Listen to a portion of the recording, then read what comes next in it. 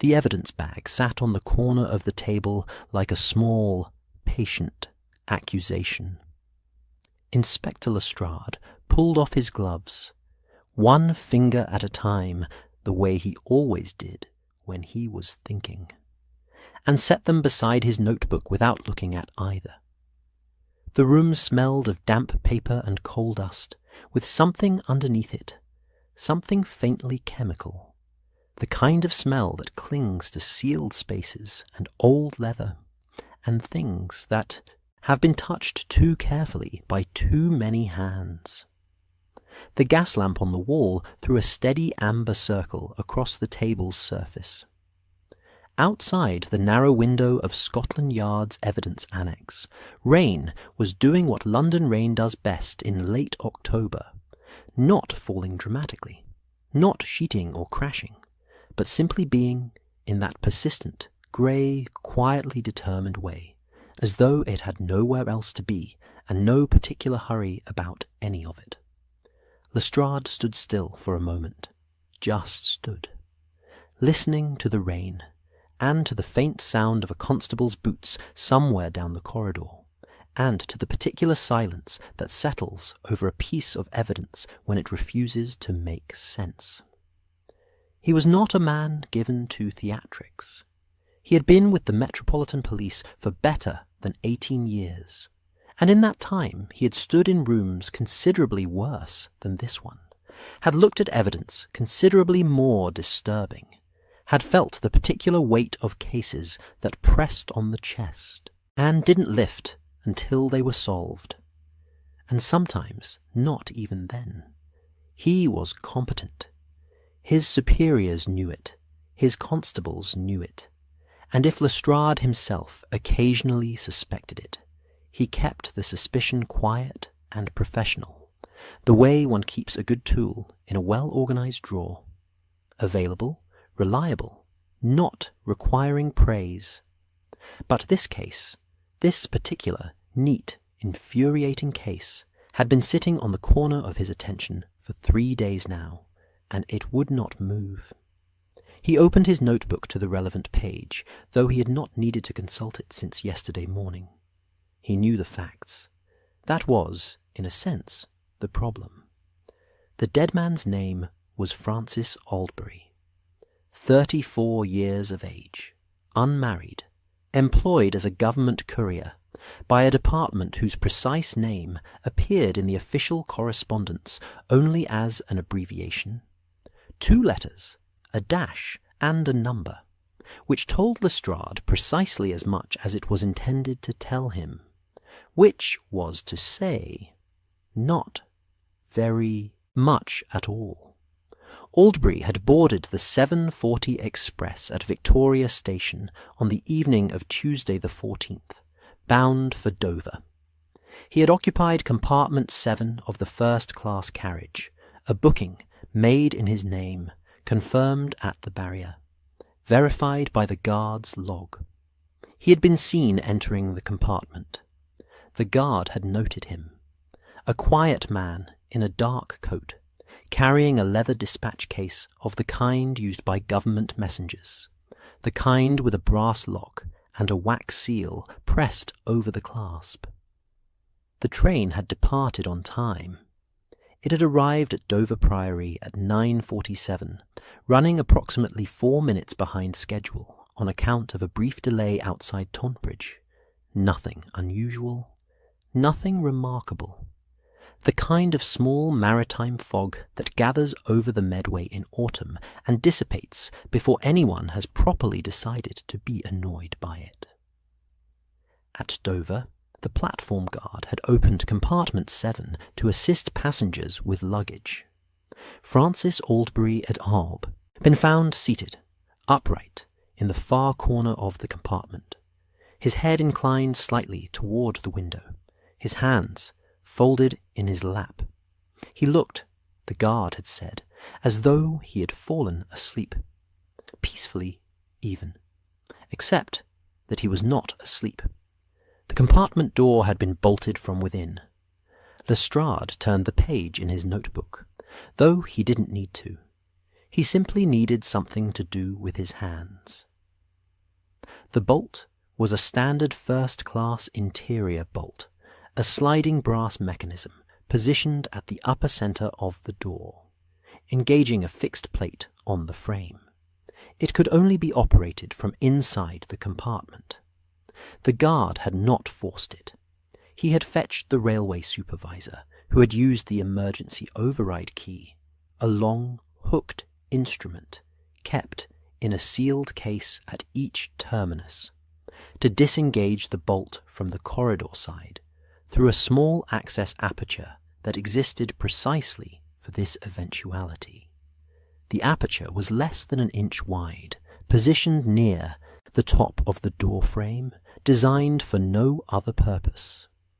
The hook, correctly inserted, could lever the bolt, which meant the bolt could, theoretically, be engaged from outside the compartment.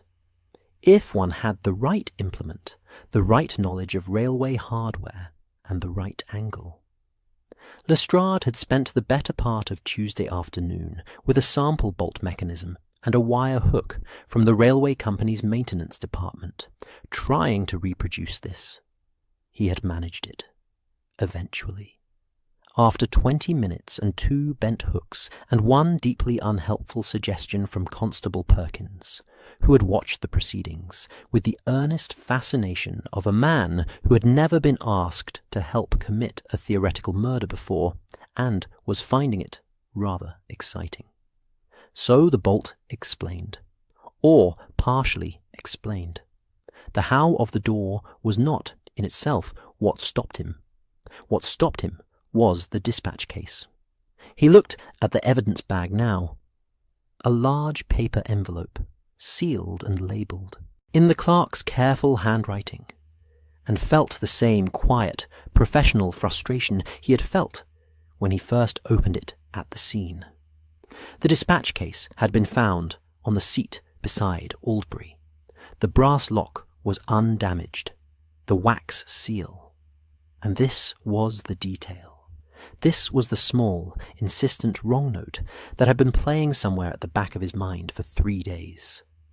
The wax seal was broken, not cut, not forced, broken, snapped cleanly along the top, the way a seal breaks when a letter is opened in the normal course of things, which would have been unremarkable, except that inside the dispatch case there was no government document. There was no coded memorandum, no sealed envelope of the kind that couriers of Aldbury's department routinely carried. There was, instead, a copy of the Evening Standard from Tuesday the 14th, folded neatly to the racing page, with 3 runners circled in pencil. Lestrade had stared at the racing page for a long time. It was not Aldbury's newspaper. The pencil markings were not in his hand. Lestrade had compared them against a sample of Aldbury's writing obtained from his lodgings in Lambeth. The paper itself was not damp, not crumpled, not folded with the particular unconscious carelessness of a man who has actually read something on a train. It had been placed, set down carefully inside the case, as a substitution, as a message or a misdirection, or both. The document that should have been there, the memorandum Aldbury had been carrying, the thing that had apparently necessitated a government courier rather than the ordinary postal system, was gone. Vanished as thoroughly as if it had never existed, leaving only this pressed and tidy newspaper in its place, with its 3 circled horses, and its air of deeply unconvincing innocence. Lestrade turned to the window. The rain continued its quiet work on the glass, tracing slow, irregular paths downward, each one finding its own route, none of them any hurry. A lamp on the embankment outside cast its reflection in the wet pane, a soft, wavering orange. And for a moment Lestrade watched it, the way one watches something calming when one's mind is working at a problem it hasn't solved yet, The cause of death was not suspicious in the clinical sense. The police surgeon, a methodical Scotsman named Rennie, who had the admirable quality of never speculating beyond his evidence, had given his preliminary assessment as cardiac failure, likely acute, precipitated possibly by cold, stress, or existing constitutional weakness. Aubrey had not been a robust man. His landlady had mentioned, when Lestrade called on her, that he had been troubled by his chest since the summer, had twice turned down evening engagements on account of it, had taken to wearing an extra waistcoat in September. A man in declining health, travelling alone on a cold October evening, on a fast train with draughty windows. It was not impossible. It was, in fact, quite plausible, which was precisely what bothered him. Everything about this case was plausible. The death was plausible. The locked door was explicable. Even the missing document had a plausible shape to it. A courier who had perhaps been compromised, who had perhaps made a prior exchange, who had perhaps been complicit in whatever had happened to the memorandum. Each individual piece of it was plausible. And yet, the seal was wrong. Not wrong in a dramatic sense, not wrong in a way that shouted or demanded attention, just wrong in the way that a painting is wrong when a single brushstroke is slightly off. The eye keeps returning to it, without quite knowing why, keeps finding the composition unconvincing, keeps feeling the small, persistent discomfort of a thing that doesn't sit quite right. The seal on that dispatch case had been broken after the case had been opened, not before. Or rather, he had been turning this over. The seal was not the original seal at all. It was a reproduction. A very good reproduction, pressed in similar wax, stamped with what appeared to be the correct departmental cipher. But the crack along the upper edge was not the crack of a seal broken by opening. It was the crack of a seal that had been applied in haste, or applied to a surface already slightly cool, or applied by someone who had the right stamp and the right colour of wax, but not quite the right temperature or patience. Lestrade knew this because he had spent an hour on Wednesday morning melting wax and pressing seals onto dispatch cases borrowed from the department's administrative office, while a very baffled civil servant named Fortescue watched from the doorway and asked twice whether he might be of any assistance. The original seal had been replaced, the document had been removed, and the case resealed, imperfectly, but carefully. And then a newspaper had been placed inside, and the whole thing set back on the seat, beside a man who was either already dead or shortly to be, in a compartment that had then been bolted from the corridor side by someone who knew how to do it, before the train arrived at Dover. That was what Lestrade had. 3 days of careful, methodical, thoroughly professional work, and that was what he had. It was not nothing. It was, in point of fact, rather a great deal. But it was not enough to build a charge, not enough to identify a person, not enough to explain the mechanics of how a document is removed from a sealed case inside a moving first-class compartment, in transit, without the carriage attendant or the guard or any fellow passenger reporting anything unusual. He closed the notebook. He stood for a moment longer, listening to the rain, and to the distant sound of the city moving around the building, the cabs on the embankment, the faint iron ring of a lamp being adjusted on its bracket somewhere down the corridor, the low murmur of a constable's voice at the duty desk. Then he took a sheet of notepaper from the desk drawer, uncapped his pen, and wrote 4 lines, brief clear, professional. The kind of note that does not apologize for asking, does not over-explain, and does not pretend the situation is other than it is. He addressed it to Mr. Sherlock Holmes, 221B Baker Street, and rang the bell for a constable to carry it. It was not, Lestrade told himself, an admission of defeat. It was a practical decision made by a practical man about a case that had, at a certain juncture, moved beyond the ordinary. Holmes had a particular kind of attention, the sort that found purchase on exactly the small, infuriating, too neat details that Lestrade's own training had taught him to note, but not always to read. The cracked seal was that kind of detail. The newspaper with its 3 circled horses was that kind of detail. He would not pretend otherwise. He capped the pen, replaced it in the tray, and pulled on his gloves again, one finger at a time, the way he always did, and went to find his coat. Behind him, the evidence bag sat on the corner of the table, patient and unresolved in the amber circle of the gas lamp, while the rain continued its quiet, unhurried work against the glass. The fire at 221B Baker Street had been burning since mid-afternoon. This was not unusual.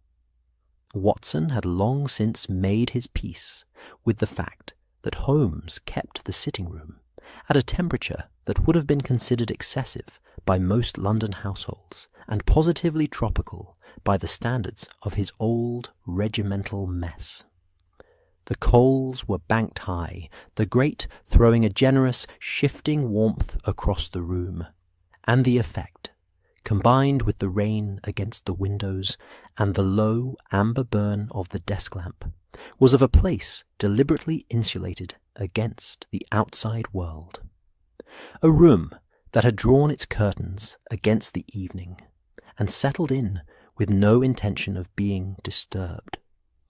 Watson was in his chair, which was the right-hand chair, the one nearest the fire, the one that had gradually, and without any formal negotiation, become his, over the course of many evenings, precisely like this one. He had a book open in his lap, a medical journal, one of the quarterly ones, with a paper on surgical technique that he had been meaning to read for the better part of a fortnight. He had read the same paragraph 4 times. The fire was very warm, and the rain was very consistent, and the paragraph concerned the precise debridement of soft tissue injuries in a manner that was professionally interesting, but not, on balance, compelling enough to compete with the comfortable weight of the evening. Holmes was on the sofa.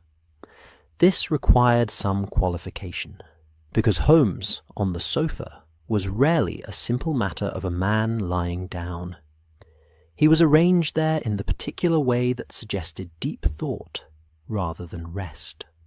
Long legs extended, one arm behind his head, the other resting on his chest, with the fingers loosely curled, eyes fixed on the ceiling, with the quality of attention usually reserved for things that other people cannot see. He had been in this position for approximately 2 hours.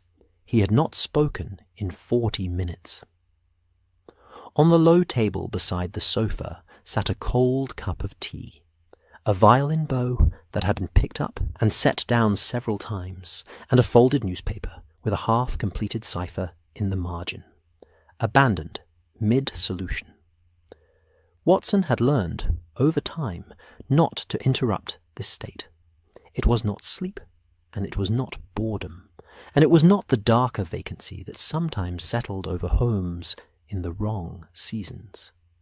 It was simply Holmes thinking, in the particular thoroughgoing, unhurried way he thought, when there was nothing immediate to think about, turning over old problems, examining half-formed theories, conducting what he once described, with characteristic understatement, as interior housekeeping. The clock on the mantelpiece showed 9:15. Outside, London was doing what London does on a wetty October Tuesday, carrying on with the particular dogged cheerfulness of a city that has been rained on so many times that it has simply incorporated the rain into its character and no longer sees any point in remarking upon it.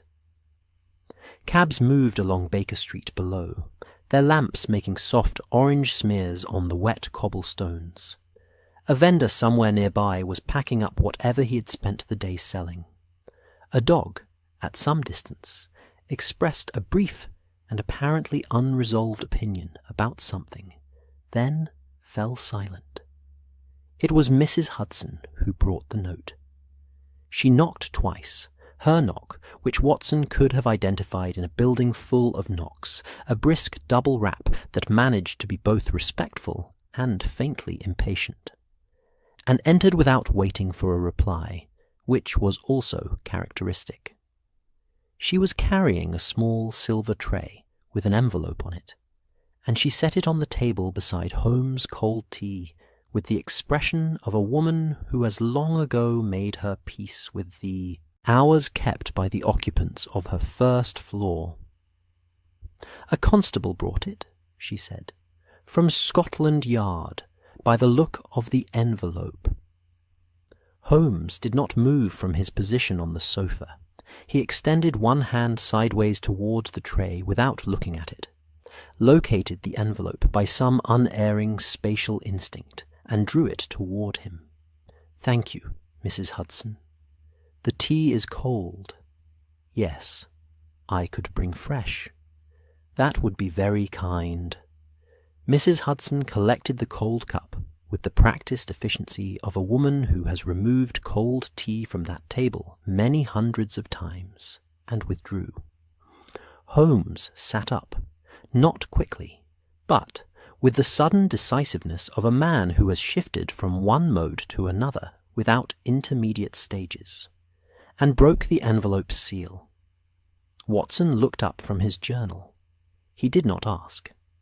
He had learned not to ask, because asking produced either no answer at all, or a summary so compressed as to be effectively equivalent. Holmes read the note once. Then he read it again, which was unusual. He rarely read anything twice, and Watson noticed the slight change in his expression that wasn't quite interest, and wasn't quite recognition, but was somewhere in that territory, in the country of things that have caught his attention properly rather than merely passing through it. "Lestrade," Holmes said. "Trouble?" "A courier. Dead on the London-Dover Express. Locked compartment, missing document, replaced seal." He folded the note with neat, precise movements and tucked it into his jacket pocket. "He's had it 3 days." Watson set the journal aside. "And he's stuck. He says a matter has arisen which would benefit from a second perspective, which, in Lestrade's vocabulary, is approximately equivalent to a formal declaration of bafflement." Holmes stood, unfolding himself from the sofa, with the unhurried ease of a man whose limbs always seem to know exactly what they're doing. He is, to his credit, not a man who delays these requests longer than professional dignity requires. 3 days is, for Lestrade, almost prompt. Watson found this characteristically unkind and characteristically accurate in equal measure, which was more or less Holmes's standard register when discussing the inspector. There was no malice in it. There was, if one listened carefully, something that might even have been respect, the kind of respect that expresses itself as precise, unvarnished assessment rather than warmth, but respect nonetheless. Lestrade was competent. Holmes knew it. He simply expressed the knowledge differently than most people would have chosen to. Watson stood, reaching for his coat, which was draped over the back of his chair in the habitual way of a man who has learned to keep it accessible. Where does he want us? The evidence annex at the yard first, then, I expect, the railway. Holmes was already at the door to the bedroom, retrieving his coat and scarf with the swift economy of movement that meant a case had engaged him properly. Bring your notebook. There will be details worth recording. This was the closest Holmes came to saying, "This is interesting," and Watson had long since learned to translate it accordingly. The cab ride from Baker Street to Scotland Yard took 20 minutes in the rain, which was not unreasonable for a wet Tuesday evening, when the streets between Marylebone and Westminster were occupied by the usual combination of late omnibuses, delivery wagons completing their final rounds, and the particular density of cab traffic that gathered around the theatre district on evenings when something popular was playing. The driver, a broad-shouldered man with a coat that had seen considerably better decades, navigated all of this with the phlegmatic competence of someone who had been doing it long enough to find it boring, which Watson always thought was probably the ideal mental state for driving a cab in London. Holmes sat without speaking, his eyes moving over the passing streets with the same quality of attention he gave to everything, not restless, not searching for anything in particular, simply open, the way a good lens is open, gathering whatever came through it. Watson had given up trying to follow what Holmes noticed on these journeys. He noticed everything, and the things he noticed were not the things Watson would have predicted, and occasionally, days later, something seen from a cab window on a wet October evening would surface as the precise detail that completed a chain of reasoning Watson hadn't known was being assembled. The embankment at night, in the rain, had a particular quality that Watson had never quite been able to capture in writing, though he had tried several times. The gas lamps along the river threw long, shivering reflections on the water, orange and amber, distorted by the current into moving shapes. And the rain on the surface of the Thames made a sound that was almost musical when you were close enough to hear it under the noise of the city. The buildings on the far bank were soft, dark shapes, and the bridges were pale stone arches trailing their own lamplight into the water below. And the whole scene had the quality of something slightly dreamed, too atmospheric to be entirely real, too consistent to be accidental. Scotland Yard received them with the quiet efficiency of an institution that has long since stopped being surprised by anything. The duty sergeant at the main desk, a man of about 50, with the carefully neutral expression of someone who has spent 20 years receiving information without reacting to it, noted their arrival, sent a constable to fetch the inspector, and returned to his ledger with the smooth continuity of a machine that has not been interrupted. The corridor beyond the desk smelled of damp coats and lamp oil, and the particular institutional smell that large stone buildings develop when they have housed a great deal of paperwork for a very long time, something between dust and purpose. Lestrade met them at the door to the evidence annex. He was in his coat still, which suggested he had been about to leave before the message had come back confirming Holmes would attend, and had decided to wait.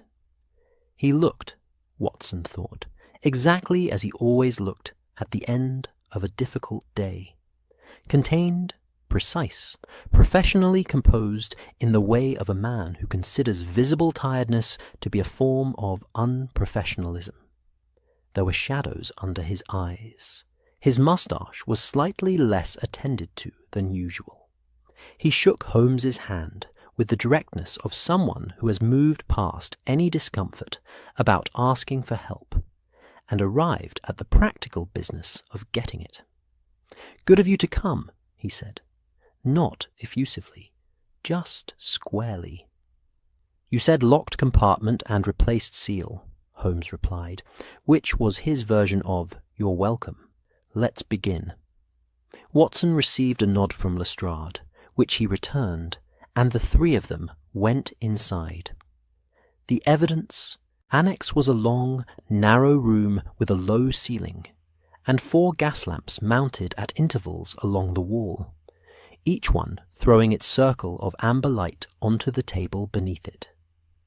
The table ran most of the length of the room, and was currently occupied, at the near end, by a collection of itemized evidence arranged in the orderly, labelled fashion of the department's evidence clerk, a meticulous young man named Hartwell, who had the slightly mournful air of someone whose dedication to organisation was not always appreciated by the detectives who disrupted it. Lestrade walked Holmes through it without theatre. The dispatch case, a dark leather rectangle, brass-locked, sat in its paper envelope. The newspaper, folded and labelled, sat beside it. The inspector's own notes, written in his compact clear hand, were laid out with the items they referenced. Watson took a position slightly behind and to the right of Holmes, where he could see everything without being in the way, and opened his notebook. Holmes picked up the dispatch case first. He turned it in his hands with the slow, thorough attention he gave to objects, not dramatic, not performative, just complete. He examined the lock, he examined the hinges. He set it down and looked at the broken seal, bending close without touching it, his eyes moving across it in small, precise increments. He said nothing for perhaps 3 minutes. Then, "The wax is off by 4 degrees in temperature at application. You can tell by the edge crystallization, here and here." He indicated 2 points along the broken seal's perimeter with one finger. Someone had the right stamp. They did not have the right wax preparation. Or they were working quickly, which amounts to the same thing under field conditions.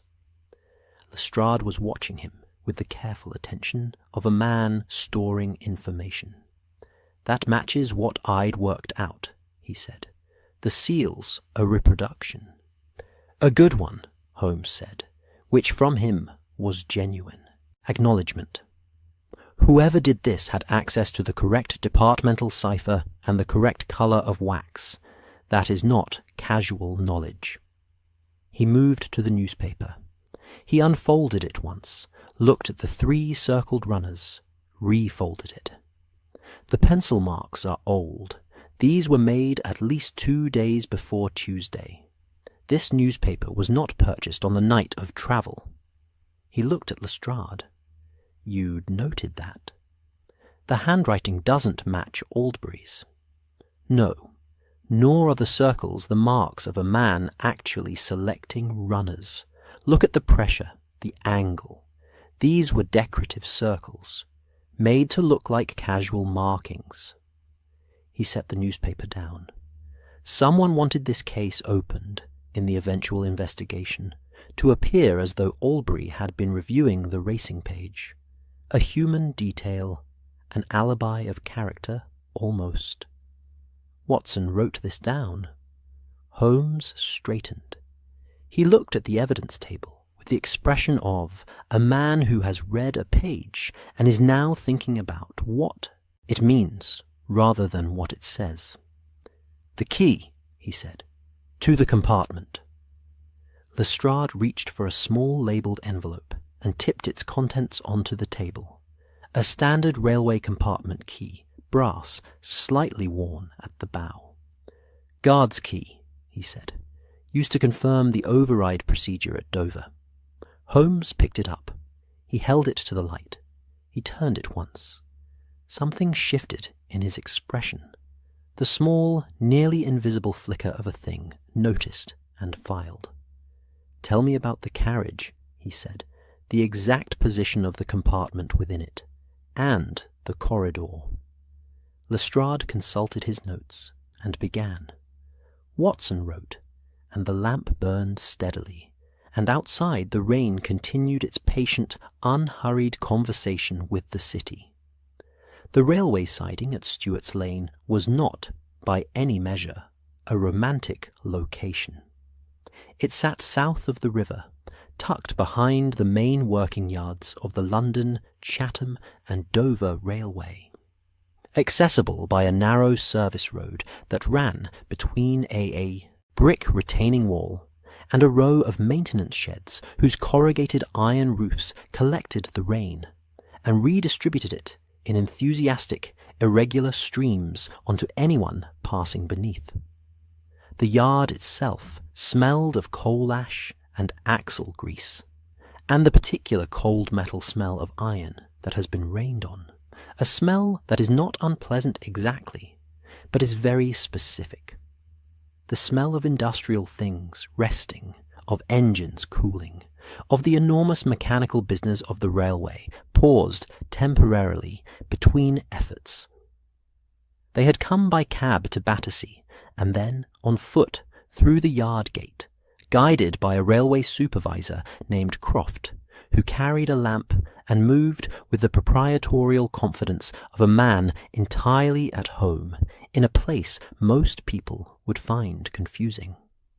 He was a compact, efficient individual of about 50, with a grey beard trimmed to the precise length of someone who trims it regularly but without vanity, and a manner that suggested he had answered a great many questions from a great many official persons over the past 3 days, and had arrived at a state of cooperative patience that was perfectly genuine, but also, quietly, rather tired.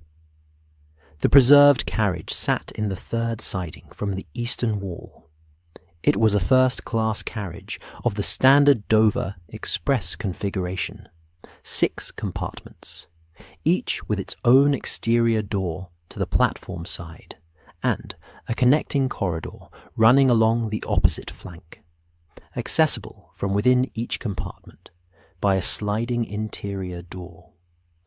The carriage had been taken out of service and held at Stuart's Lane at Lestrade's request, which had apparently required a degree of administrative negotiation that Croft alluded to only briefly, and with the restrained expression of a man who has successfully argued with a railway company's scheduling department and prefers not to revisit the experience.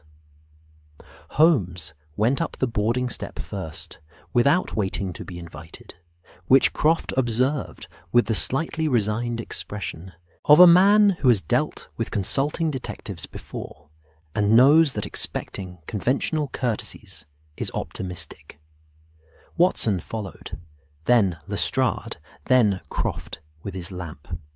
The corridor was narrow, the width of a man's shoulders, more or less, panelled in dark varnished wood, with a strip of patterned carpet running its length that was doing its best to remain dignified despite having been walked on by a considerable number of railway staff and police personnel over the preceding 3 days. The lamps in the corridor brackets had been lit for the visit, and they threw a warm, slightly unsteady light along the wood panelling, amber and shadow in alternating bands, that gave the carriage the quality of a place suspended between its ordinary life and this temporary investigative one. Compartment 7 was the second from the Dover end of the carriage. Holmes slid the corridor door open and went inside. The compartment was as the police reports had described it, and also, Watson noted, with the slight, specific sensation of encountering a real place after reading about it, somehow smaller, not cramped exactly, First-class compartments on the Dover Express were generously proportioned by the standards of the period, with deep, upholstered seats in a dark burgundy, brass fittings on the luggage rack above, and a window that occupied most of the exterior wall, framed in the same dark varnished wood as the corridor. But the space had the compressed quality of a room in which something had happened, a quality that Watson, who had seen it in other rooms over the years, associated less with the physical dimensions than with the weight of attention that had been focused there. Holmes stood in the centre of the compartment and was still. This was his method, not the busy, demonstrative method of the detective stories Watson had read as a young man, where the investigator moved swiftly and spoke continuously, and announced each discovery with the timing of a stage magician. Holmes was still first. He looked. He stood in a place and let the place speak to him in whatever language it chose, and he listened with the entirety of his attention. And the discoveries, when they came, were quieter and more thorough than anything that drama could have produced. Watson took a position in the corridor doorway, leaning against the frame, notebook open. Lestrade stood behind him, slightly to one side, watching Holmes with the patient, observational stillness of a man who has learned that this part of the process simply takes the time it takes. Croft waited in the corridor, holding his lamp, with the expression of a man who has been told not to touch anything, and is finding this instruction easier to follow than he had initially expected. Holmes crouched and examined the bolt. The bolt was, as Lestrade's report had described, a standard first-class sliding brass mechanism, mounted at the upper centre of the interior door.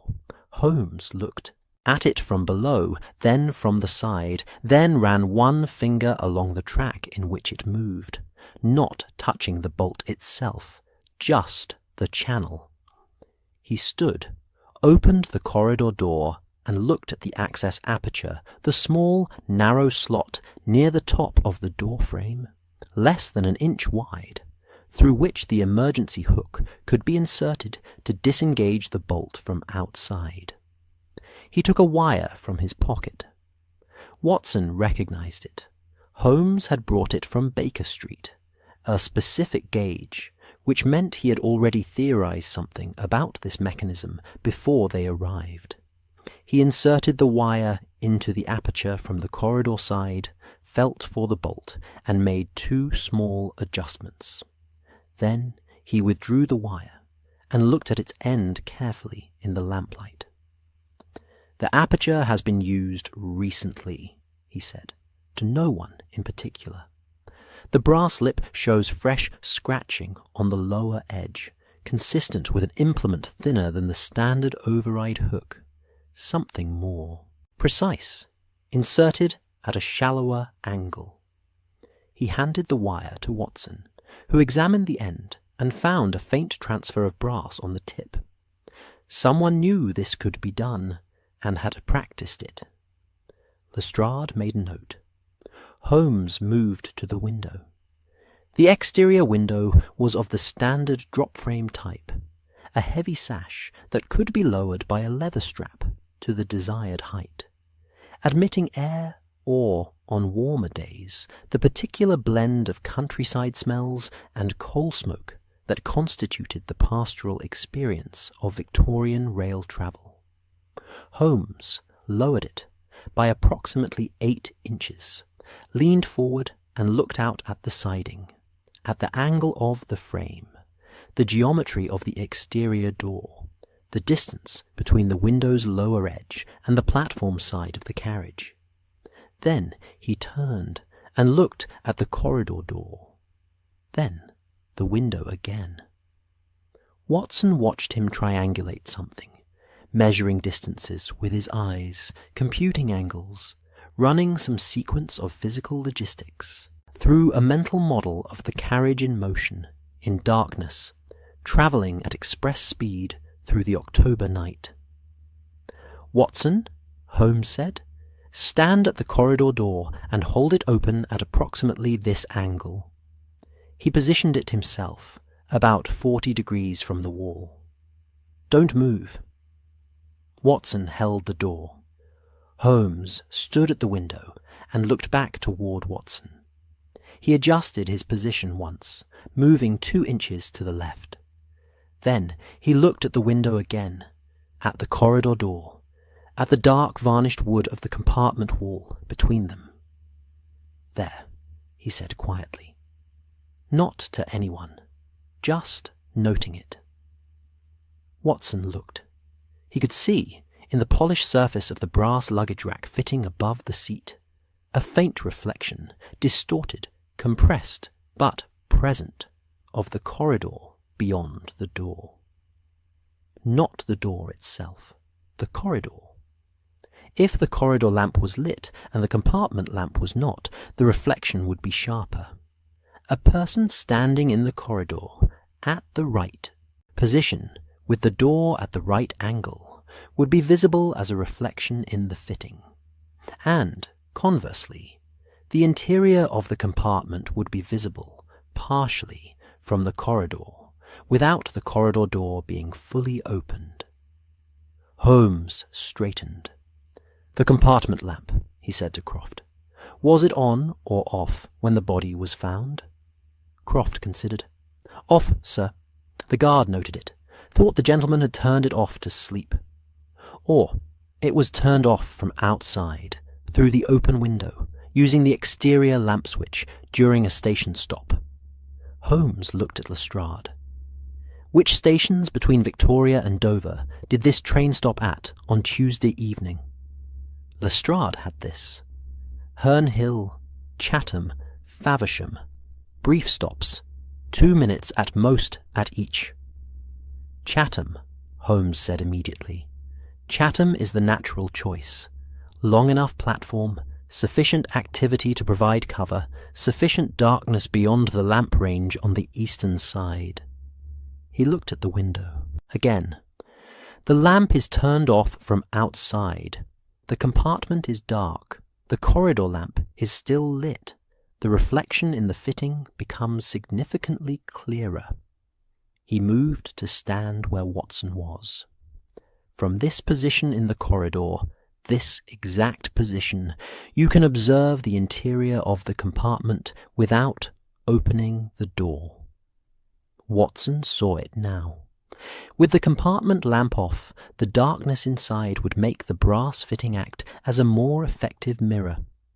Someone in the corridor could watch the occupant without entering, could observe the dispatch case, could time their movements.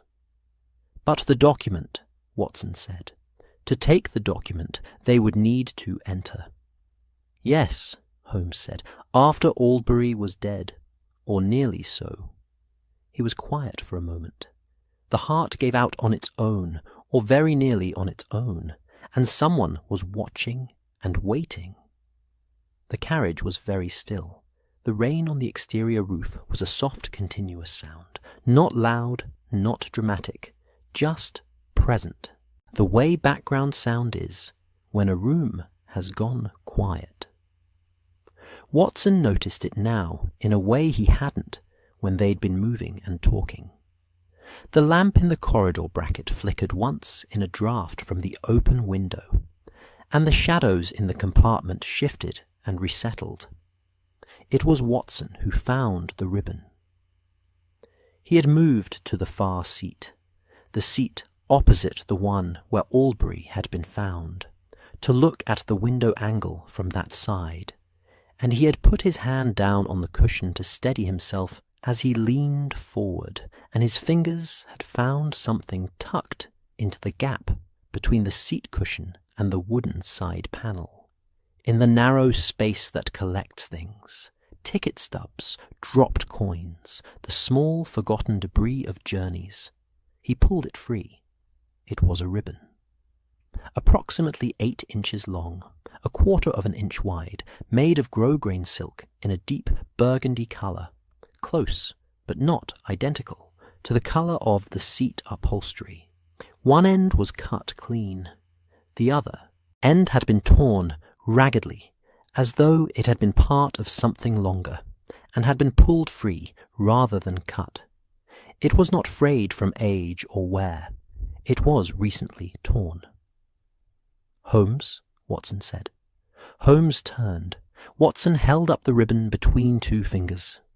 Holmes crossed the compartment in 3 steps and took it, holding it to the lamp. He examined both ends. He bent close and examined the middle section. He looked at the seat cushion and the gap from which it had come. He looked at the corridor door, at the window, at the luggage rack above. "Not in the police inventory," Lestrade said behind them. He had his notebook out and was consulting it. "Nothing matching this description in the evidence log." "No," Holmes said. "It was overlooked. It was the same colour as the seat, and it was pushed into the gap rather than lying on the surface. Easy to miss." He held it up once more. "This is not Aldbury's. The cut end is recent, within a week. The torn end is more recent still, within the last few days." He looked at it for another moment. "This is from a document folder, the kind that ties, a legal type folder or a government portfolio, the sort that uses ribbon ties rather than string." He looked at Lestrade. "The memorandum." The word settled in the compartment quietly. Watson understood. The document, the memorandum that had been inside Aldbury's dispatch case, had been in some secondary wrapping, a folder or portfolio, tied with ribbon. In the process of removing it, in the dark, in the compressed time available between the compartment lamp going off and the train's arrival at the next station, or whenever the transfer had happened, a piece of the ribbon had been pulled free and had fallen or been pushed into the gap behind the seat cushion. And then the newspaper had been placed in the dispatch case, and the case had been resealed, and the compartment had been bolted from the corridor. "Someone was in this compartment," Lestrade said, not asking, confirming. "Briefly," Holmes said. "Long enough. They were efficient, and they were careful, and they were almost without trace." He looked at the ribbon once more, then held it out to Watson. Watson took it, and felt, obscurely, that he should keep it, that it was the kind of small, torn, overlooked thing that deserved to be kept by someone. He folded it, and put it in his jacket pocket. Holmes turned to face the window, looking out at the dark siding and the wet yard, and the distant glow of the maintenance sheds. "Who knew Aldbury's compartment number?" he said, returning to the question he had posed at Scotland Yard, in advance of departure. He turned back to face Lestrade. "Not who could have found out after the fact. Who knew beforehand? That is where this begins." Lestrade looked at his notes, then looked up. The booking was made through the railway company's standard government account. The compartment number would have been on the ticket, and in the guard's seating log. "And the guard's seating log," Holmes said, "is visible to railway staff." "It is." "Then tomorrow," Holmes said, "we speak to the booking office." He picked up his coat from the seat where he had laid it, and put it on with the unhurried precision of a man closing one chapter and preparing for the next. "And I think we may find that this is not purely a railway matter." He looked at Watson. "Did you note the seal detail, the 4-degree temperature differential?" "I did." "Add this. The ribbon indicates a government portfolio of a specific kind, the type used by departments that operate through intermediary channels rather than standard postal service. That narrows the origin considerably. He looked at Croft, who had remained in the corridor throughout, with the admirable patience of a man who has understood perhaps 1 word in 6, and has decided that this is probably fine. "Thank you for your cooperation, Mr. Croft.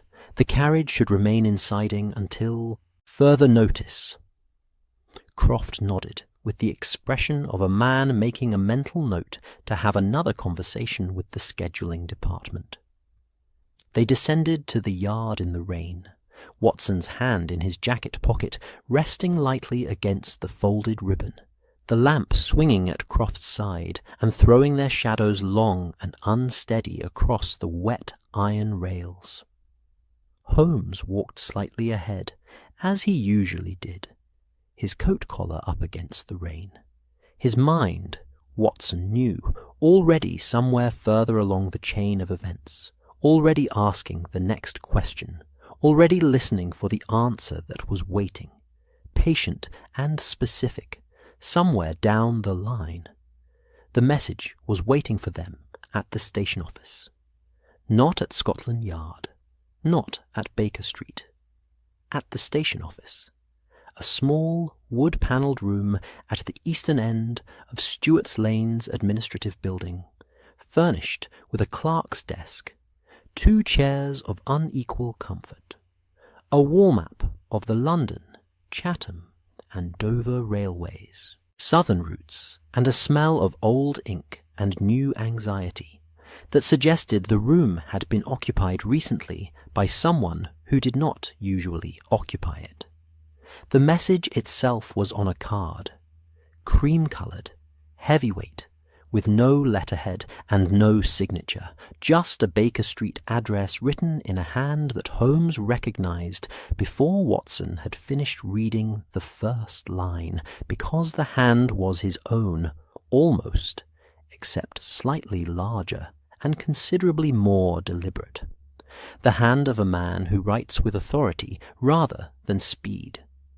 Holmes read it once and put it in his pocket. "My brother," he said, to Watson's unasked question. Watson said nothing.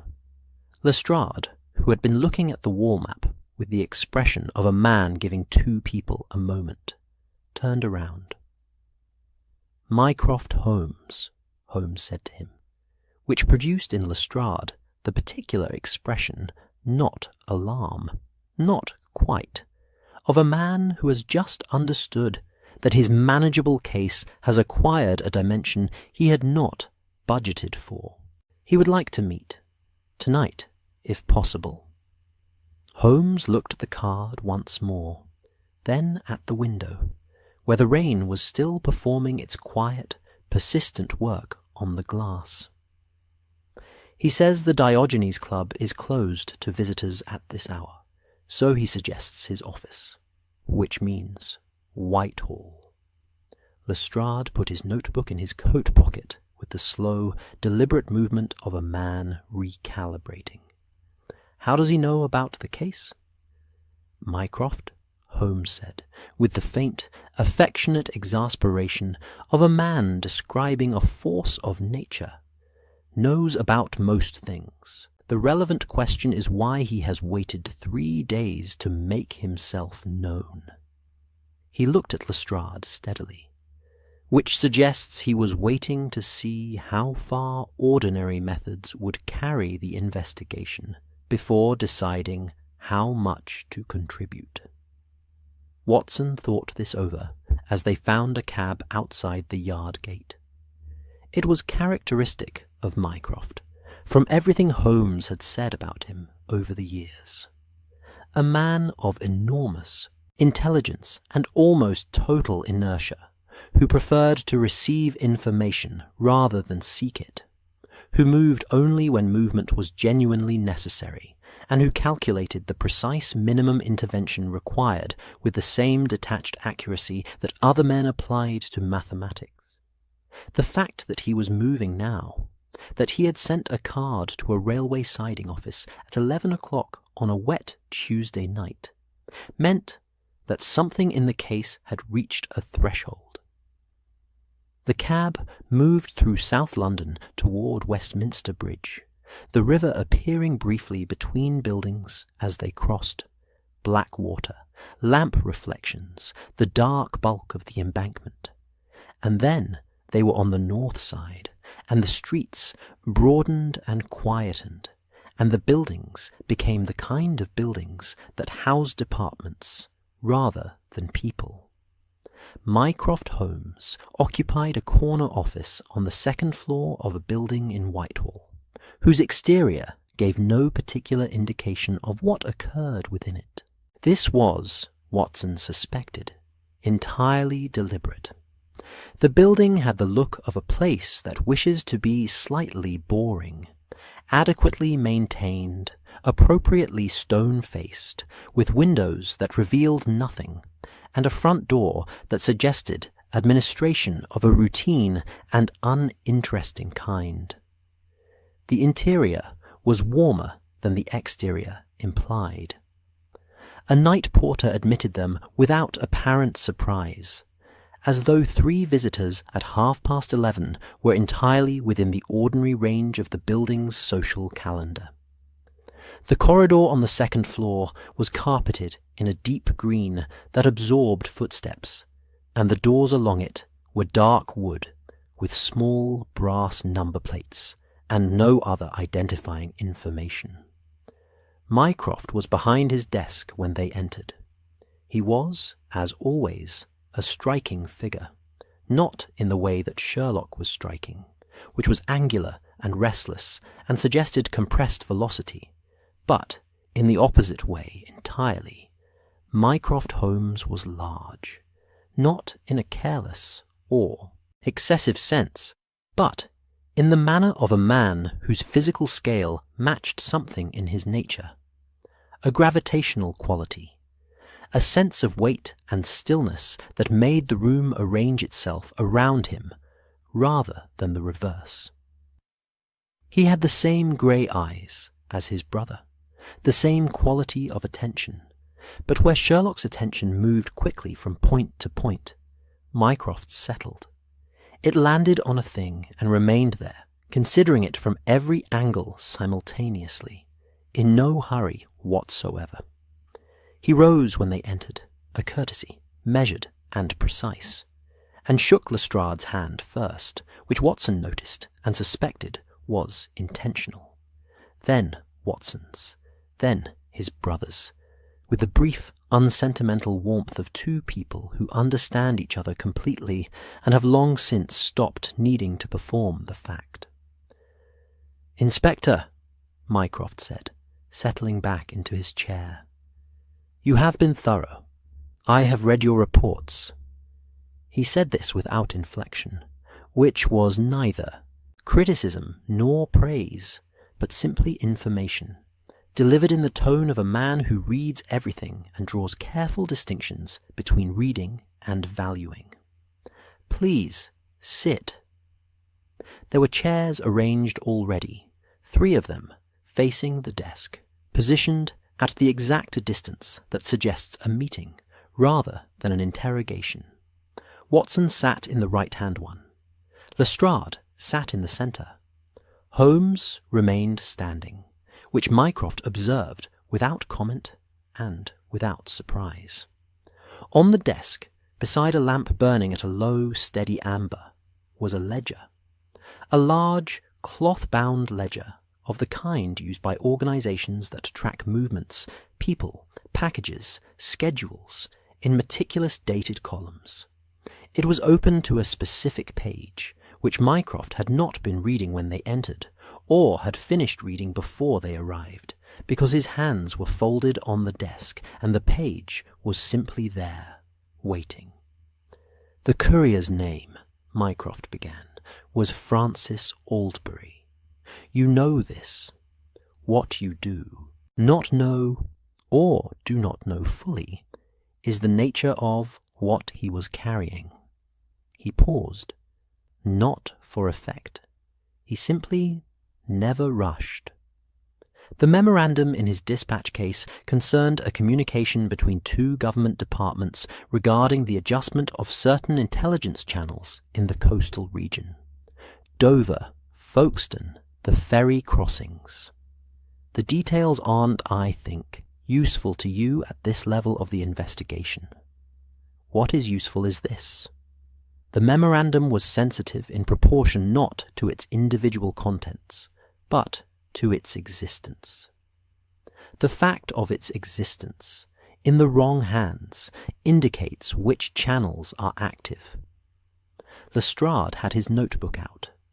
He was writing carefully, with the concentrated attention of a man transcribing something he understands is important and does not yet fully understand. Who knew Aldbury was carrying it? Holmes said. Fewer than 10 people, Mycroft said, within the relevant departments. The booking was made under a standard government account. The compartment number was assigned at the time of booking and confirmed in writing to the Courier directly. He looked at the ledger. But the travel ledger, the internal one, not the railway company's, shows something of interest. He turned the ledger and pushed it gently across the desk. Watson leaned forward. The page showed a column of dates, a column of names, a column of route designations, and a fourth column, narrow, headed in a small, neat hand, that read, Compartment. Aldbury's entry was there. Tuesday the 14th, Victoria to Dover, Compartment 7. Beside it, in the compartment column, a small pencil mark. Not ink, not the clerk's hand, a faint bracket, as though someone had marked the line while reading. Holmes looked at it for 3 seconds. When was this ledger last accessed before Tuesday? Monday afternoon, Mycroft said, by 2 members of staff with legitimate access, and by one person whose access, on reflection, was not as legitimate as it appeared at the time. A name? Mycroft was quiet for a moment, the particular quiet of a man calculating what is safe to give. A clerk in the railway's joint booking office, a man named Renwick, Edmund Renwick. He held a secondary administrative role that included access to government travel accounts for the purpose of billing reconciliation. He folded his hands again. He has not reported to his post since Wednesday morning. The lamp on the desk burned steadily. Outside, distantly, a clock somewhere in Whitehall struck the quarter hour. A low, resonant sound that moved through the building's stone walls and arrived in the room slightly softened, like an announcement made politely. Watson wrote the name. Lestrade looked up from his notebook. Is he a suspect, or was he recruited? Mycroft looked at the inspector with an expression that contained, Watson thought, a genuine measure of approval. The approval of a man who asks exactly the right question. Recruited, he said. Almost certainly under duress. Renwick has a brother in financial difficulty, and the difficulty was, we believe, manufactured for the purpose. He paused. The person who recruited him is a foreign intermediary, who has since, in all probability, left the country. We are pursuing that avenue through other channels. Then Renwick is the thread, Holmes said. Renwick is the thread that remains, Mycroft agreed, and he has not disappeared entirely. A man recruited under duress, frightened, without resources or network. He goes somewhere familiar, somewhere he knows. He looked at his brother. Dover is familiar to him. He worked the Dover accounts for 3 years. Holmes was quiet for a moment. Watson recognized the quality of the quiet. It was the quiet of things falling into order, of a sequence becoming visible. The luggage locker, Holmes said. Mycroft inclined his head, very slightly. We believe the memorandum was transferred to a secondary location rather than immediately passed on. The intermediary's departure was hasty. There may not have been time for a clean handover. The document may still be in the country. At Dover Priory, Holmes said, it was not quite a question. It is the logical staging point, Mycroft said. A locker at a transit terminus. Accessible, anonymous, temporary. He looked at Lestrade. Inspector, I want to be clear about something. The recovery of the document is the primary objective. The question of prosecution, of what is charged, what is recorded, what appears in the public ledger, is a separate matter, and one that will require coordination. He said this with the calm precision of a man describing weather conditions rather than the architecture of justice. I am not asking you to do anything improper. I am asking you to be prepared for a conversation about what is possible and what is advisable. Lestrade absorbed this in silence. Watson watched him. The slight set of his jaw, the careful neutrality of his expression, and thought, he doesn't like this. He is a man of record, of procedure, of things written down in columns and signed. The idea of blank columns sits uneasily with him. But he is also a professional, and he understands the shape of things, and he will not pretend otherwise. I understand, Lestrade said, quietly, squarely. Mycroft nodded. He closed the ledger with the soft, final sound of a thing concluded, and pushed it an inch to one side. I will arrange transport to Dover for tomorrow morning, early, before the first passenger trains. There is a maintenance service at 6:30 from London Bridge.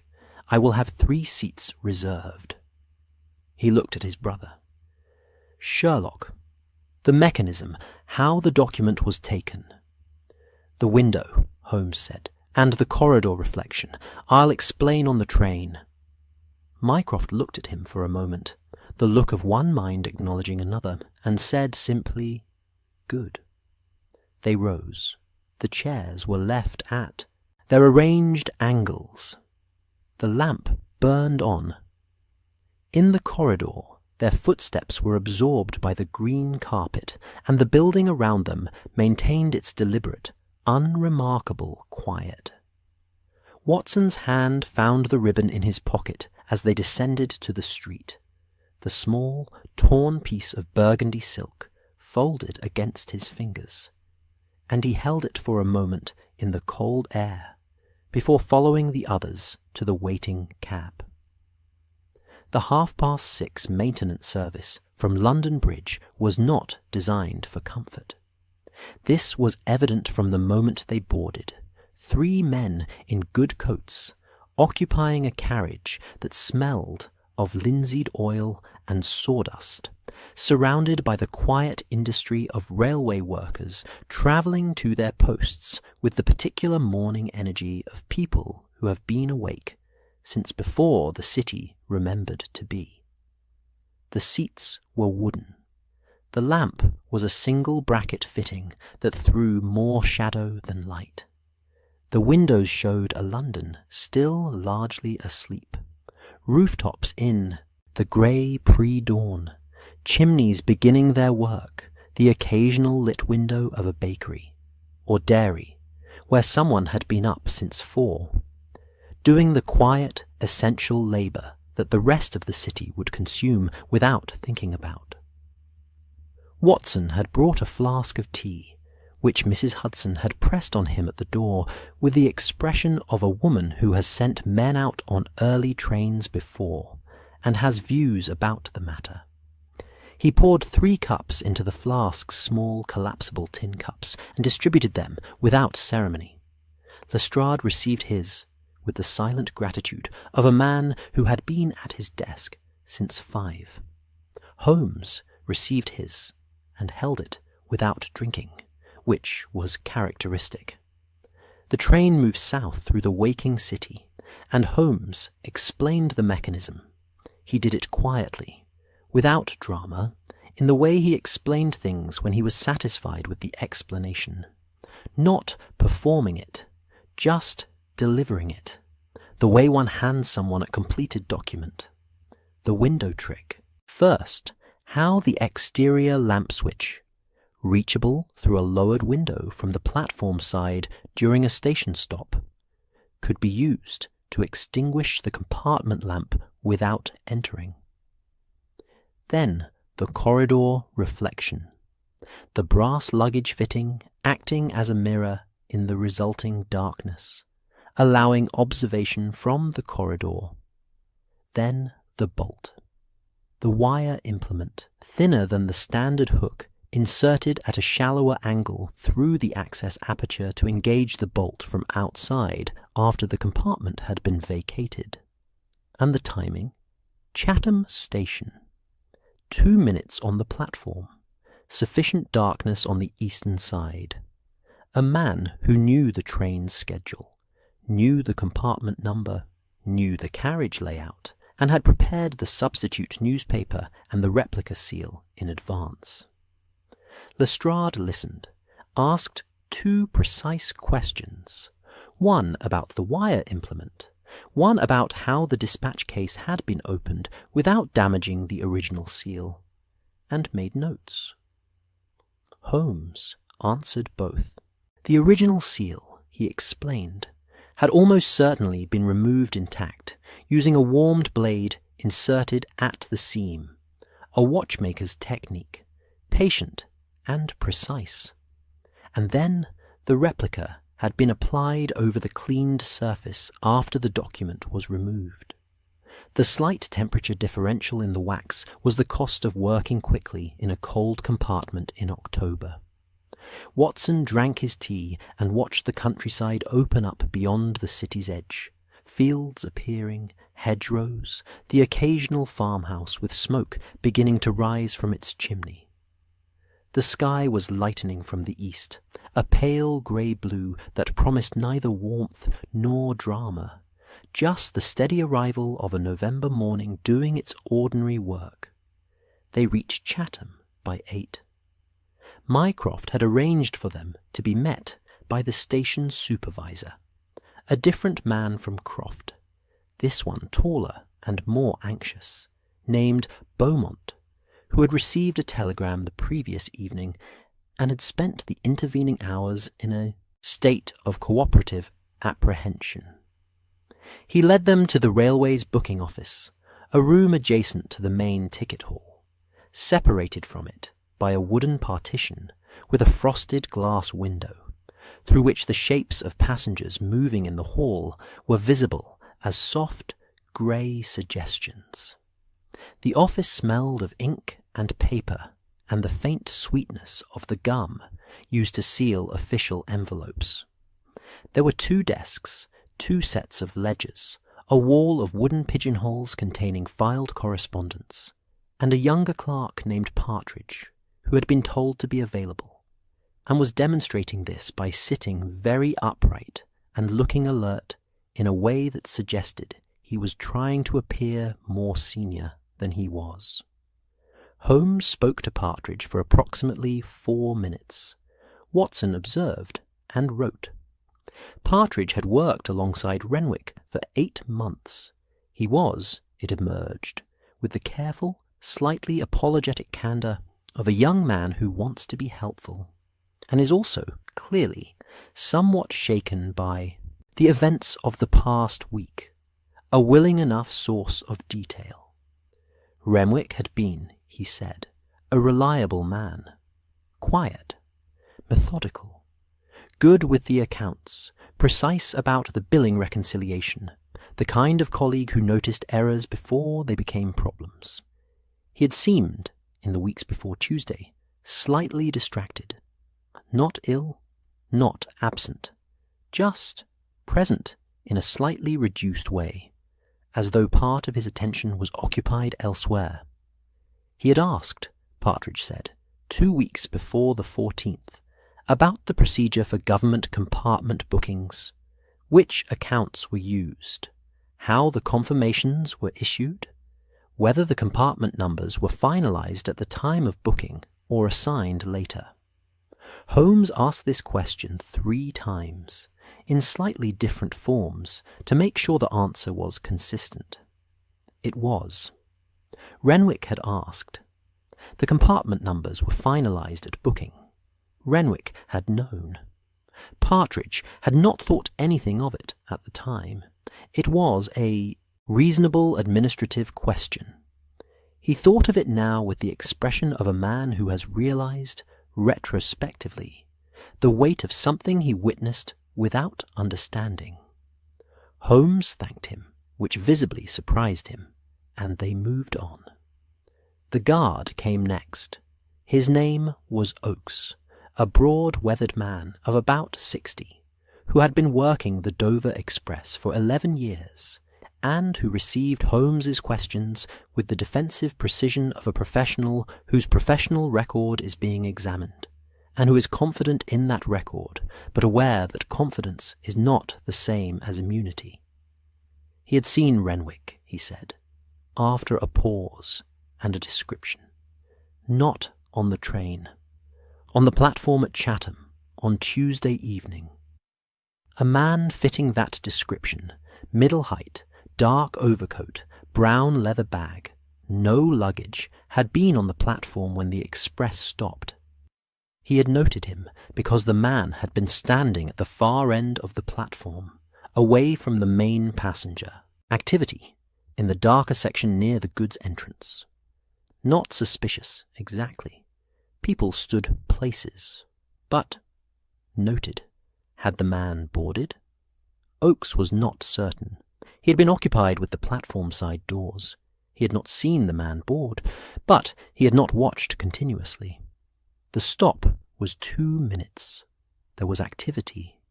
Watson wrote, platform, dark end, goods entrance, brown bag, did not confirm boarding.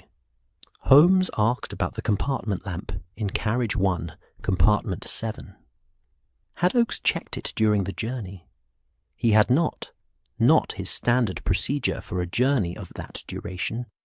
He had noted at Dover that the lamp was off, and had assumed the passenger had turned it off himself. Had he noticed anything unusual in the corridor of the first-class carriage during the journey? Oakes considered this for a longer time than Watson expected. Then he said, at Faversham, the last stop before Dover, he had walked the first-class corridor, as was his practice, checking on passengers.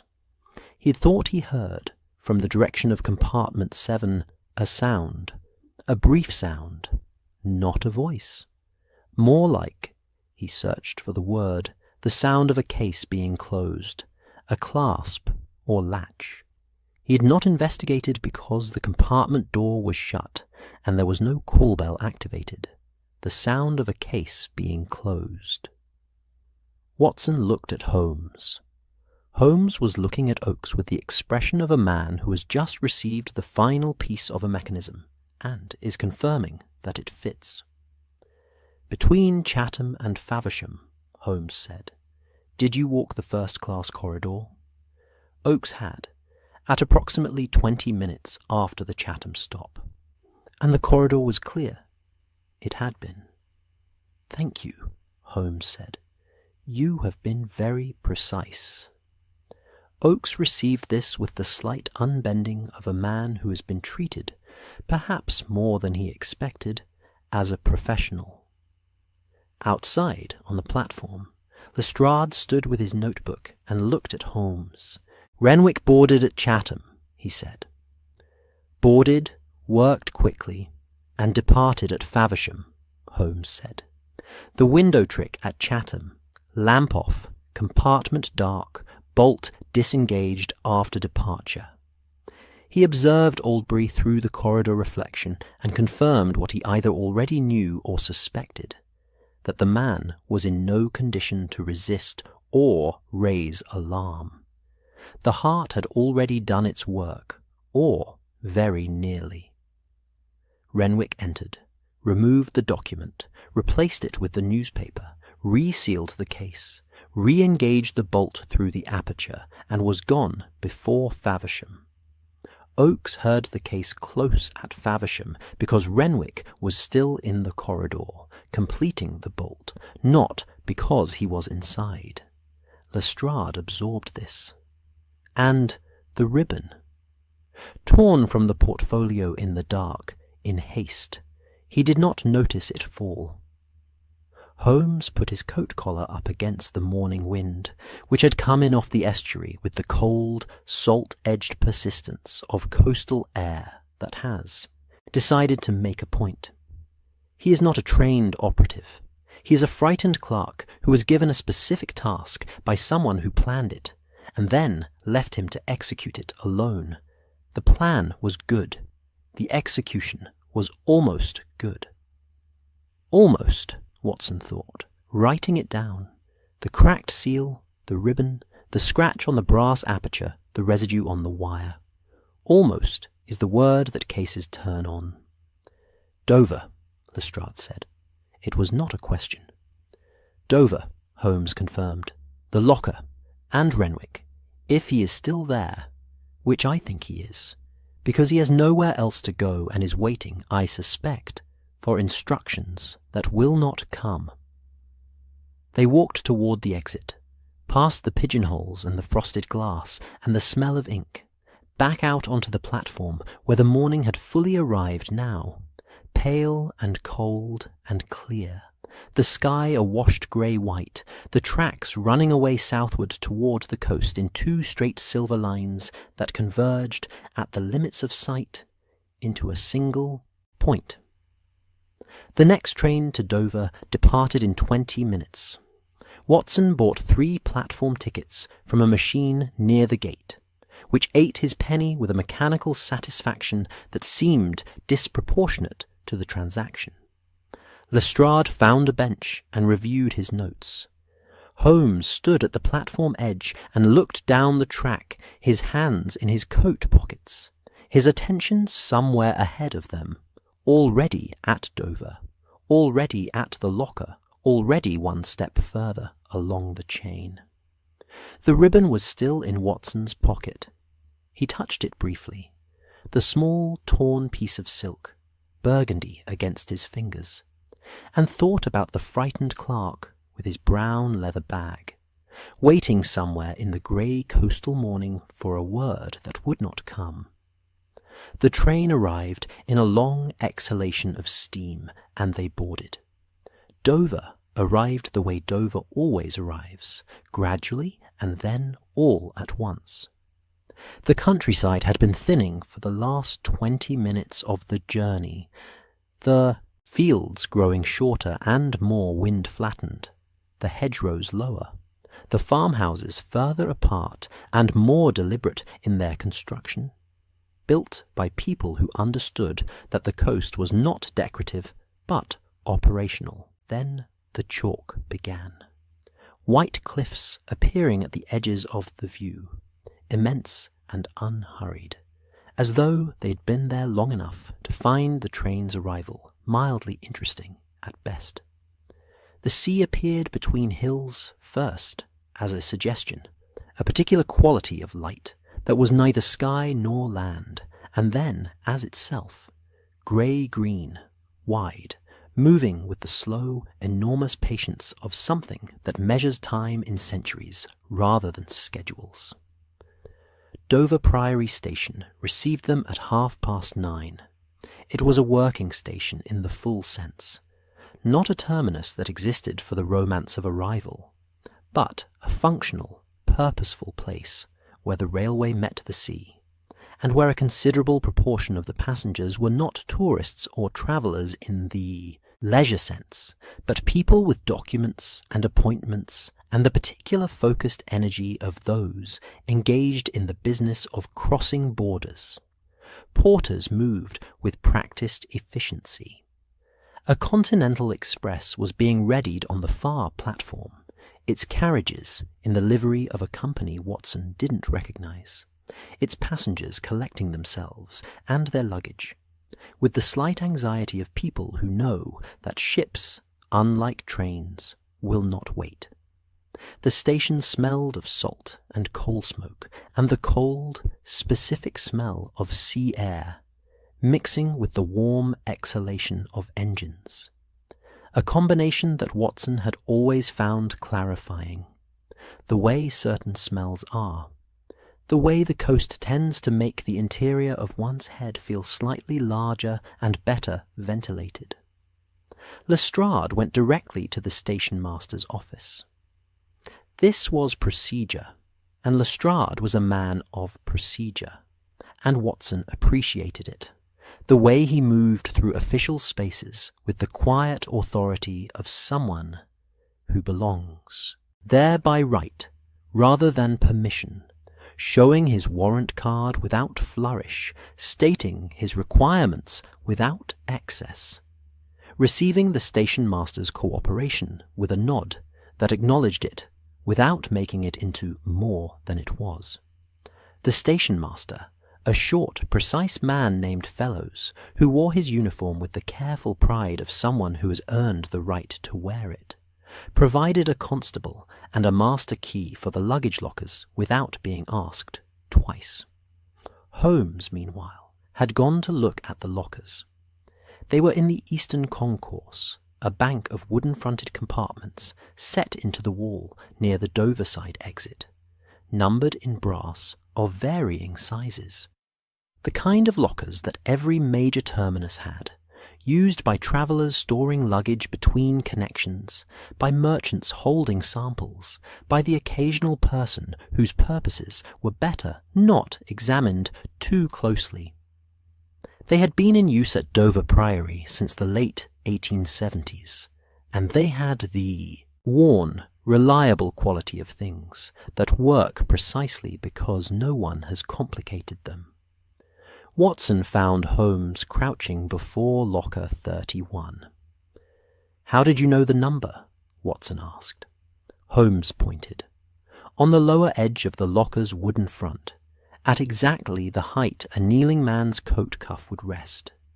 If he were opening it quickly in poor light, there was a faint smear, dark, waxy, the colour of the kind of boot polish applied in haste to a brown leather bag. Watson looked. Then he looked at the surrounding lockers. No comparable marks. "And the key," Watson said, remembering. The key from the evidence envelope, the railway compartment key that Holmes had held to the lamp at Scotland Yard and examined with that small, particular flicker of attention. It wasn't a compartment key at all. It was a compartment key, Holmes said, standing, and also a locker key. The railway company uses the same blank for both, a second cutting, made from the original, done by someone with access to a key cutter and the correct blank. Renwick, again, or the intermediary before he left. He looked at the locker. The number 31 was in the pencil margin of the newspaper. Third circled runner, not a horse. Watson looked back at his notes from Scotland Yard. The 3 circled runners on the racing page. He had written them down, their names, their race, their odds, and had not looked at them since. He opened his notebook now. The 3rd runner's number in the race card, 31. He looked at Holmes. "Hiding in plain sight," Holmes said, without satisfaction or drama, just noting it. Elegant, in its way. The newspaper was not an alibi of character. It was a map. Fellows produced the master key. Lestrade opened locker 31. Inside, on the bare wooden shelf, sat a document portfolio. Dark blue cloth, government issue, the kind with ribbon ties rather than a clasp, the kind that used a burgundy ribbon, Watson noted, of the exact weight and colour of the torn piece in his pocket. One of the ties was missing its full length, the other was intact, still neatly knotted. The portfolio was sealed across the front with a wax impression. Original, this time, Watson was nearly certain. Pressed with the correct stamp at the correct temperature, not a reproduction. Holmes did not open it. He looked at it for a moment, then looked at Lestrade, and the look said, "This is yours now." Lestrade reached in and lifted it out with the careful, two-handed precision of a man who understands the weight of what he is holding. Not the physical weight, which was slight, but the other kind. "Intact," Lestrade said, turning it once. The seal was unbroken. "Intact," Holmes agreed. Watson exhaled slowly. He had not entirely realized he had been holding his breath. They found Renwick in the station's second-class waiting room. He was not hiding, exactly. He was sitting in the corner seat furthest from the door, with a brown leather bag on, the bench beside him and a cup of tea on the small table in front of him, and he had the look of a man who has been sitting in the same place for a very long time, and is no longer sure whether he is waiting for something or simply unable to leave. He was younger than Watson had expected. Middle 30s, perhaps, with a thin, careful face and the reddened eyes of someone who has not slept properly in several days. His coat was good quality, but had been slept in. His collar was clean, which Watson thought said something about the man. Whatever else had collapsed in his circumstances, he had found water and a clean collar somewhere. He looked up when they entered. He looked at Lestrade first, at the warrant card, which Lestrade showed quietly, with won't theatre, then at Holmes, then at Watson. His expression went through several things in quick succession. Relief, Watson thought, was among them, which was not what he'd expected, and which told him something about the shape of the last several days for Edmund Renwick. "I've been waiting," Renwick said. His voice was steady, which cost him something. I wasn't sure who would come." "We came," Lestrade said. He sat down across from Renwick with the unhurried calm of a man who is not going to make this harder than it needs to be. Watson took a seat to one side. Holmes remained standing near the door, not threatening, just present. Renwick told them, in the patient, exhausted manner of a man who has been carrying something too long and is finally setting it down. The intermediary, a man who had introduced himself as a business contact, who had manufactured the crisis around his brother's debts with a precision that Renwick had not understood until it was too late. The instructions, delivered in stages, the access to the travel ledger, the preparation, the blank key, the replica seal, the newspaper, the wire implement, all provided, all explained, all rehearsed. He had been told what to do on the train. He had been told what to do with the document afterward.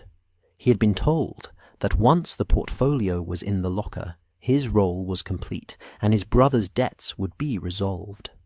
He had done it. He had boarded at Chatham. He had stood in the corridor of the first-class carriage and watched the compartment through the reflection, as instructed, and Aldbury had been, already, by then, already gone, or so nearly gone that the difference was, in the cold dark of the corridor, indistinguishable. He had entered. He had worked quickly. He had left at Faversham. And then the intermediary had not come.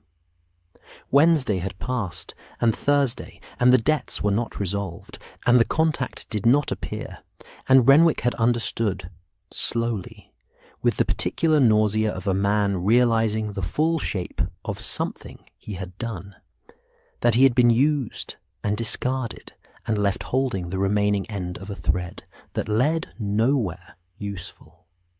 He had come to Dover because he didn't know where else to go.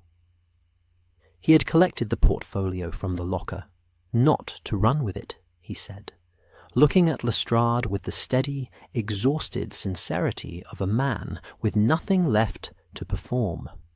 But because he hadn't known what else to do with it, and leaving it felt worse than keeping it close. He had sat in the waiting room for 2 days.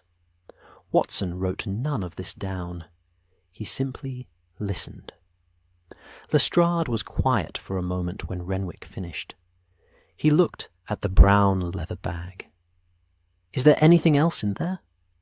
"No," Renwick said. "Just my things." Lestrade nodded. He stood and produced his handcuffs, not quickly, not heavily, but with the same procedural calm that characterized everything he did. "Edmund Renwick, I'm arresting you on suspicion of theft of a government document and related offences." He said it quietly, the words familiar and correct, the tone without cruelty. "You'll be treated fairly. I want you to know that." Renwick stood.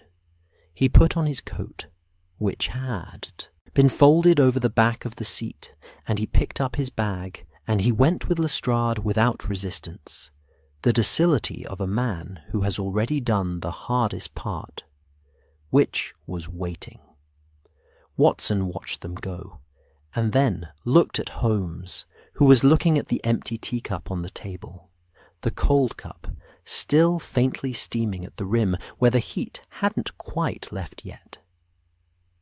"The intermediary," Watson said. "Gone," Holmes said. "Mycroft's channels will find him in time, or they won't. That is a different kind of case." He looked at the window, at the grey sea visible between the station buildings, the white line of the cliffs beyond. "What we came for is done."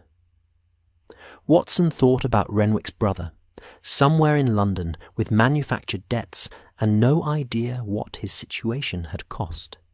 He thought about Aldbury, the quiet man in the dark coat, the extra waistcoat in September, the chest that had been troubling him since summer.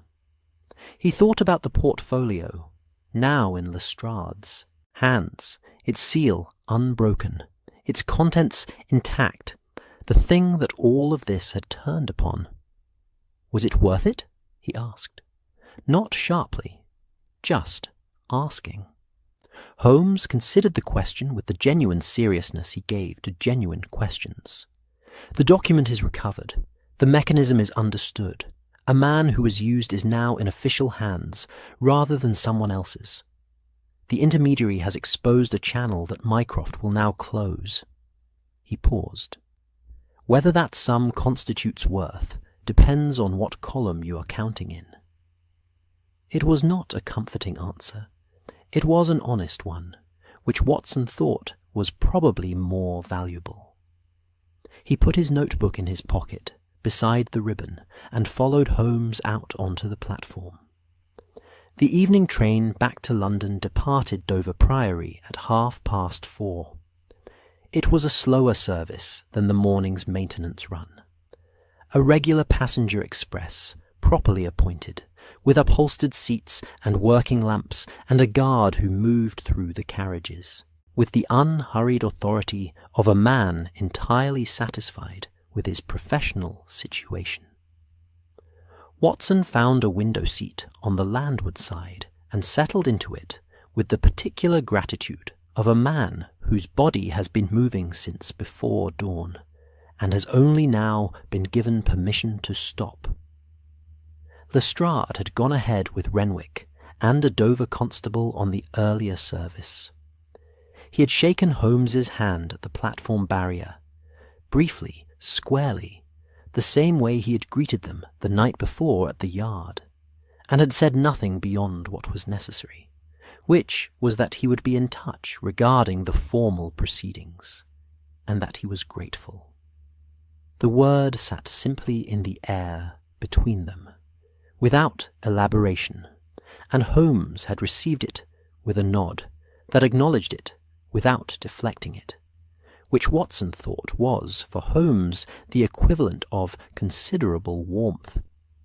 Now it was just the two of them, in a carriage that filled gradually around them, with the ordinary traffic of the late afternoon, a family with a quantity of luggage and a small, philosophically minded dog, a commercial traveller who fell asleep before Folkestone, a pair of elderly sisters who spoke to each other in the comfortable shorthand of people who have been having the same conversation for 60 years and find it no less satisfying for that. Holmes was at the window, watching the coast retreat.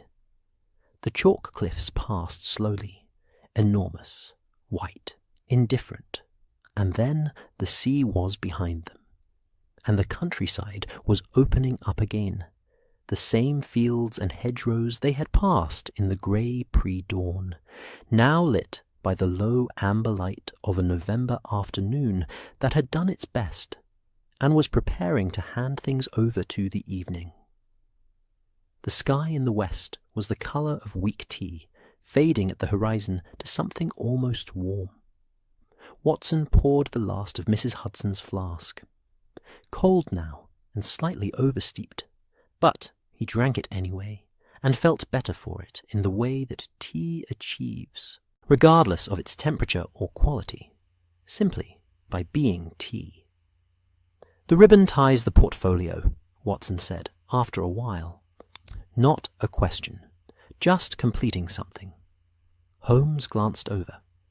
"Yes, the match will be confirmable if it comes to formal proceedings." He looked back at the window. "It won't, I think. Mycroft will ensure the proceedings are managed at the level where ribbons are not the primary evidence." Watson took the ribbon from his pocket and held it in the fading light.